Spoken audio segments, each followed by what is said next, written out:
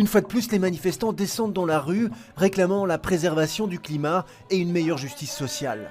Notre volonté, c'est de faire pression sur les futurs gouvernements pour leur faire comprendre qu'il y a à la fois une urgence sociale, il y a 20% des Wallons et des Bruxellois qui vivent sous le seuil de pauvreté, et en même temps une urgence climatique.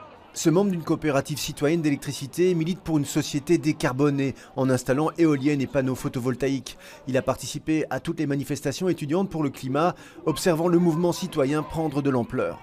Les étudiants font leur boulot, moi je fais le mien, mais c'est aux politiques à faire le leur.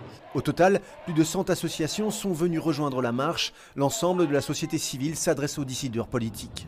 Qu'il s'agisse de la justice sociale ou de la justice climatique ou, comme nous le disons ici, du droit des femmes ou d'autres choses, il y a beaucoup de points à l'agenda et nous espérons que ça va être entendu par les politiques. J'ai pas pu aller voir ma maman ce matin parce que c'était important d'être ici et donc je pense que ma mère préfère recevoir une pension décente plutôt qu'un collier de pâtes ou un parfum comme on essaie de nous en faire acheter, quoi. Un peu plus loin, les étudiants travailleurs des arts en lutte veulent obtenir des droits et un statut décent. Un chômage non dégressif serait un bon début.